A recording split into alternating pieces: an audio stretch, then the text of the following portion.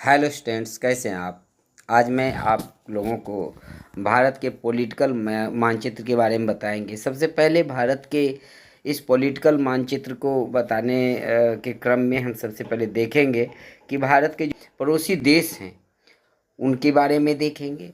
साथ साथ भारत की जो सीमाएं हैं वह किन किन क्षेत्रों से लगती है उनके बारे में देखेंगे। तो ये आपके सामने अपने देश का ये पॉलिटिकल मानचित्र है। तो सबसे पहले हम देखेंगे कि हमारा देश के जो मानचित्र है भारत का है। तो भारत के अगर हम नॉर्दर्न इंडिया की बात करें तो हमारा ये नॉर्दर्न इंडिया,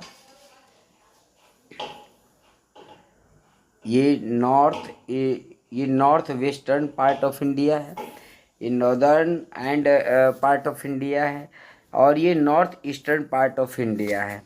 तो अगर हम बात करें तो भारत के पश्चिम में पाकिस्तान है, पाकिस्तान के पश्चिम में अफ़गानिस्तान है। अब अगर हम भारत के नॉर्थ ईस्टर्न पार्ट की बात करें तो चाइना, ये भारत का सबसे बड़ा इलाका अगर किसी देश से लगता है तो वो चाइना से लगता है। आपको पता है कि चाइना के साथ हमारा हमेशा विवाद रहा है, बॉर्डर इशू रहे हैं। इसी को लेकर के 1962 में भारत चीन युद्ध भी हुआ था। तो भारत के नॉर्थ ईस्टर्न पार्ट में चाइना है। और अगर बात करें तो भारत के चाइना के अलावे नॉर्थ ईस्टर्न पार्ट में, नॉर्दर्न पार्ट में नेपाल, ये नेपाल भी एक स्वतंत्र देश है। और नेपाल के अतिरिक्त ये भूटान है, ये भी नॉर्थ ईस्टर्न पार्ट में है, भारत का पड़ोसी राज्य है। नेपाल जिसकी राजधानी काठमांडू है, भूटान जिसकी राजधानी थिम्पू है।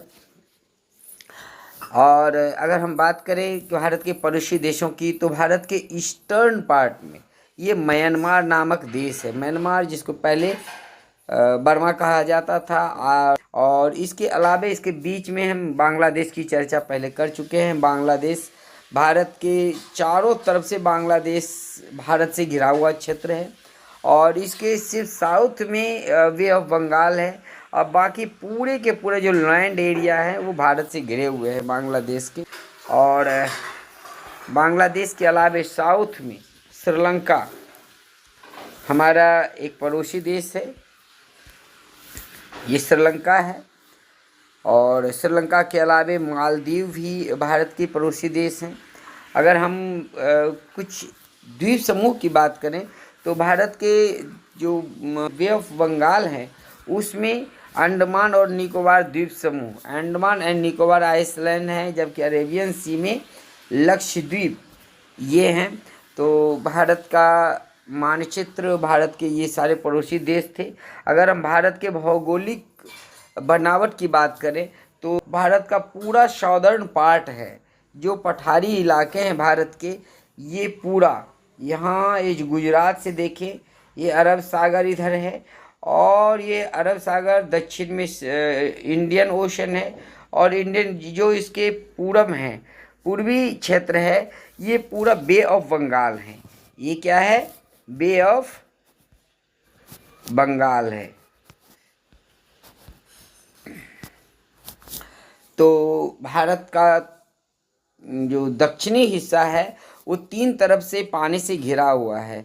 और अगर कोई भी देश तीन तरफ से पानी से घिरा होता है तो उसे प्रायद्वीप कहा जाता है। इंग्लिश में इसको पेनिनसुला कहते हैं। A land which is surrounded by three side by water is called peninsula. तीन ओर से पानी से घिरे हुए क्षेत्र को पेनिनसुला या प्रायद्वीप कहते हैं।